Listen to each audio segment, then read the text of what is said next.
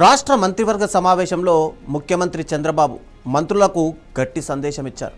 ప్రతిపక్షం చేసే నిరాధార ఆరోపణలకు వెంటనే సమాధానం ఇవ్వాలని, ప్రభుత్వ కార్యకలాపాలను మరింత బలంగా ప్రజల్లోకి తీసుకెళ్లాలని స్పష్టం చేశారు. వైసీపీ దుష్ప్రచారాన్ని అదే స్థాయిలో తిప్పికొట్టాలని సూచించిన సీఎం జిల్లా సమీక్షా సమావేశాల నుంచి అభివృద్ధి పనుల వరకు పలు అంశాలపైన మంత్రులకు క్లాస్ తీసుకున్నారట. ఇంతకీ సీఎం చంద్రబాబు ఆగ్రహానికి కారణాలేంటి? ఈ స్టోరీలో చూసేద్దాం.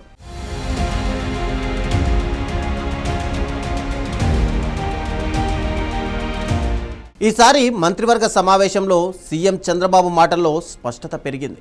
మంత్రులకు ఆ మాటల్లోని హెచ్చరికలో తీవ్రత కూడా కనిపించింది. ప్రభుత్వం అమలు చేస్తున్న సంక్షేమం, అభివృద్ధి కార్యక్రమాలను ప్రజల్లోకి తీసుకెళ్లడంలో మంత్రులు ఆశించిన స్థాయిలో పనిచేయడం లేదని అసంతృప్తి వ్యక్తం చేశారు. ముఖ్యంగా ప్రతిపక్షం చేస్తున్న విమర్శలకు వెంటనే స్పందించకుండా మౌనంగా ఉండడంపై మంత్రులపైన చంద్రబాబు తీవ్ర ఆగ్రహం వ్యక్తం చేశారని తెలుస్తోంది.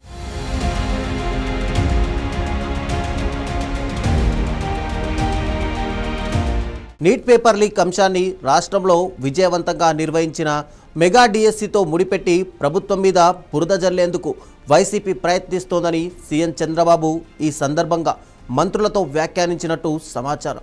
డిఎస్సిపై మొదట అసత్య ప్రచారం చేసి కోర్టుకు వెళ్లి విఫలమైన తర్వాత ఇప్పుడు రాజ్యసభలో వాయిదా తీర్మానం పేరుతో రాజకీయాలు చేస్తున్నారని మండిపడ్డారు.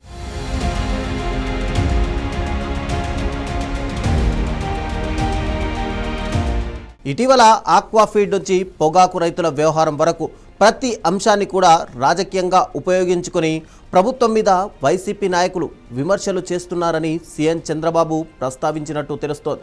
అలాంటి సందర్భాల్లో సంబంధిత శాఖ మంత్రులు మాత్రమే కాదు, మొత్తం మంత్రివర్గం స్పందించాలని కేబినెట్కు చంద్రబాబు సూచించారు. పలాస ఘటనపై హోంమంత్రి మాట్లాడినా మిగతా మంత్రులు మౌనంగా ఉండడం సరికాదని చంద్రబాబు క్లాస్ తీసుకున్నారట.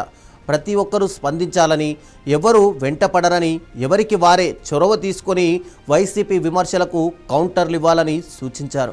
మీరు ఒక్కసారి మాట్లాడి వదిలేస్తే సరిపోదు. వైసీపీ దుష్ప్రచారం చేస్తే మీరు వాస్తవాలు చెప్పాలని, ప్రజల్లోకి మన వాయిస్ బలంగా వెళ్లేలా మంత్రులు వ్యవహరించాలని చంద్రబాబు క్లాస్ తీసుకున్నారట.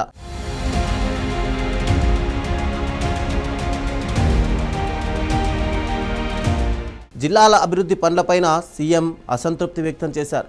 పరిశ్రమలకు భూములు కేటాయించిన తర్వాత వాటి పురోగతిని జిల్లా ఇన్ఛార్జ్ మంత్రులు ఎందుకు సమీక్షించడం లేదని ప్రశ్నించారు.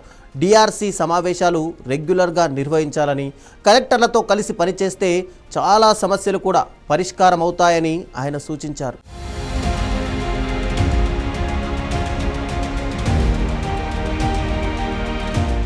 ఎల్నీనో ప్రభావం, వర్షాభావ పరిస్థితులు, భూ సమస్యలు వంటి అంశాలపైన జిల్లా స్థాయిలో మంత్రులు స్వయంగా సమీక్షలు చేయాలని సీఎం సూచించారు. సమస్యల పరిష్కారానికి ఎక్కడి నుంచో ఆదేశాల కోసం ఎదురు చూడకుండా సమన్వయంతో ముందుకు వెళ్లాలని చెప్పారు. ఇటీవల మంత్రి లోకేష్ మంగళగిరిలో స్వయంగా పట్టాల పంపిణీ చేసిన విషయాన్ని కూడా ప్రస్తావిస్తూ ప్రజల్లో ప్రభుత్వానికి ఓనర్షిప్ పెరగాలని పేర్కొన్నారు.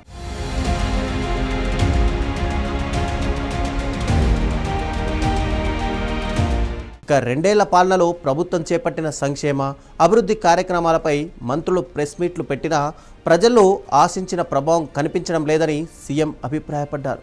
ఆర్థిక ఇబ్బందుల మధ్య కూడా ప్రభుత్వం అమలు చేస్తున్న సంక్షేమాన్ని ప్రతి ఇంటికి తీసుకెళ్లాలని, పిఏసిఎస్లు, మార్కెట్ కమిటీలు కూడా ఇందులో భాగస్వామ్యం కావాలని సూచించారు. పొలం పిలుస్తోంది కార్యక్రమంపై ప్రజల్లో అవగాహన తక్కువగా ఉండడాన్ని కూడా చంద్రబాబు ప్రస్తావించారు.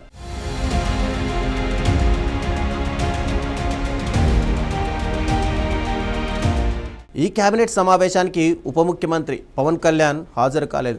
భుజానికి శస్త్రచికిత్స చేయించుకున్న ఉప ముఖ్యమంత్రి పవన్ కళ్యాణ్ ప్రస్తుతం విశ్రాంతి తీసుకుంటున్నారు.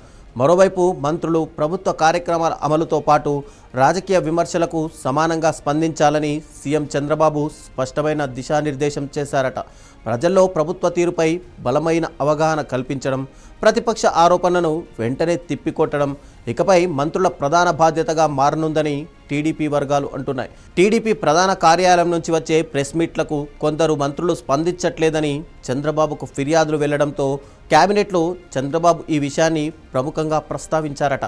ప్రభుత్వ పనితీరు కంటే ప్రజలకు ఆ పనితీరు ఎలా చేరుతోంది అన్నదానిపైనే ఈసారి సీఎం చంద్రబాబు ఎక్కువగా దృష్టి పెట్టారు. ఇకపై మంత్రులు ఈ సూచనలు ఎంతవరకు అమలు చేస్తారు అనేది మాత్రం ఆసక్తికరంగా మారింది.